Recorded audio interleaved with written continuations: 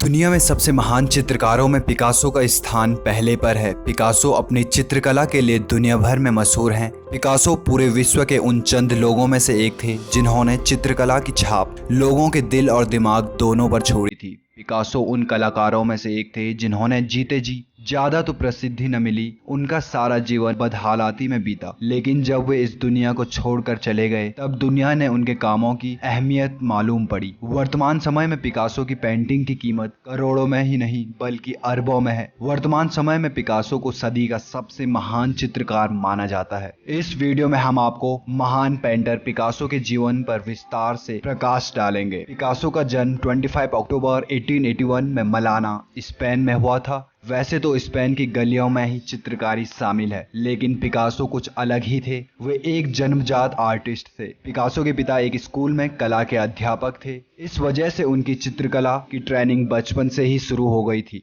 जब वे छोटे थे तब वे विभिन्न प्रकार की कलाकृतियों को अपने अंदर अपनी आदतों में खींचकर लोगों का ध्यान आकर्षित कर लिया करते थे। बचपन से ही कला के प्रति इतना लगाव उनको महान चित्रकार के रूप में बदल रहा था।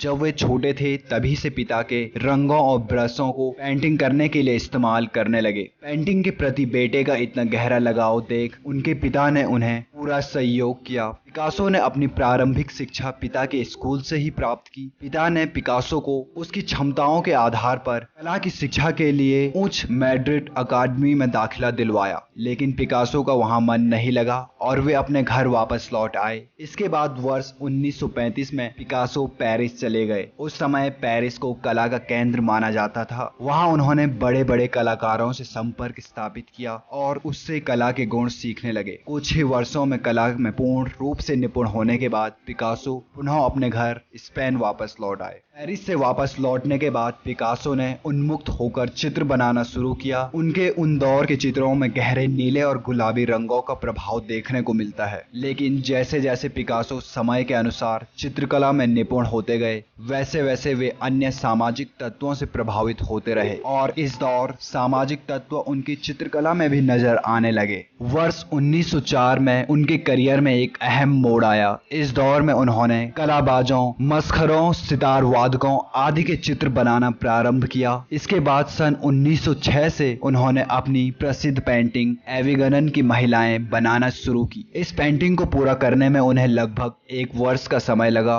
वर्ष 1909 में पिकासो ने घनवाद शैली में काम किया। इस शैली में शरीर के अंगों का एक विचित्र रूप से कला के माध्यम से प्रस्तुत किया जाता है। पिकासो की इस शैली में बनी पेंटिंगों को कई वर्षों तक आलोचना का सामना भी करना पड़ा। दरअसल इस शैली की पेंटिंग में तरह तरह के रंगों से रेखाएं बनाई जाती हैं। इस शैली ने विश्व भर के कलाकारों को कुछ नया सीखने के लिए प्रेरित किया। इस दौरान पिकासो ने महिलाओं के चित्रों पर भी काफी कार्य किया। उन्होंने महिलाओं से संबंधित अनेकों चित्र बनाए। इन चित्रों को यूनानी देवताओं की मूर्तियों का प्रतिरूप भी माना जाता है। इसमें से कुछ चित्र बेहद विवादित भी रहे। पिकासो एक स्वतंत्र और स्वाभाविक स्वभाव के व्यक्ति थे। किसी भी रूप में वे अपना अन्याय और समाज के प्रति अत्याचार को बर्दाश्त नहीं कर सकते थे। जब 1937 में नाजी हमलावरों ने स्पेन की फौज पर बर्बरता से हमला किया, इस दौरान स्पेन के लाखों लोग मारे गए। इस दृश्य को देखकर पिकासो रोष से भर उठे और नाजी हमलावरों के प्रति अपना विरोध व्यक्त करते हुए उन्होंने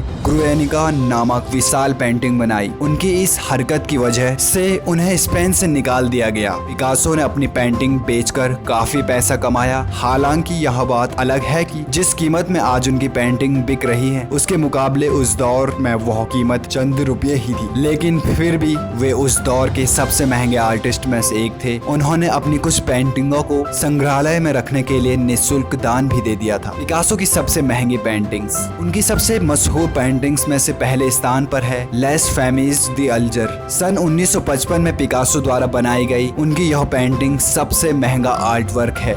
मई 2015 में कतर के प्राइम मिनिस्टर हमद बिन जबर ने इस पेंटिंग को 179.4 मिलियन US डॉलर में खरीदा।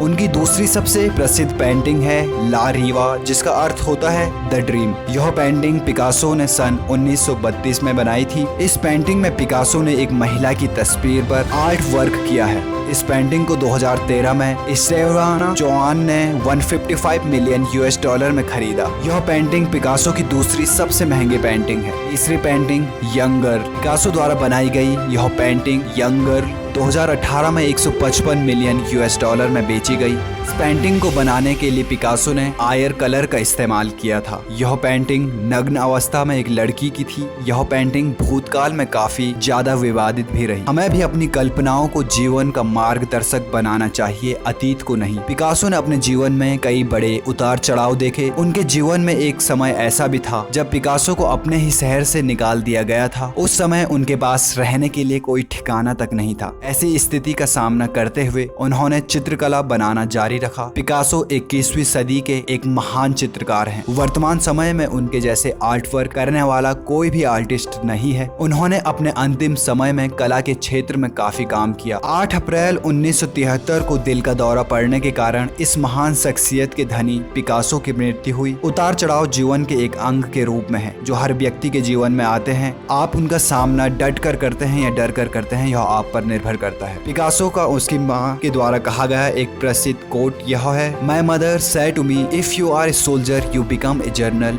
If you are a monk you will become the pope. Instead I was a painter and become Picasso. धन्यवाद।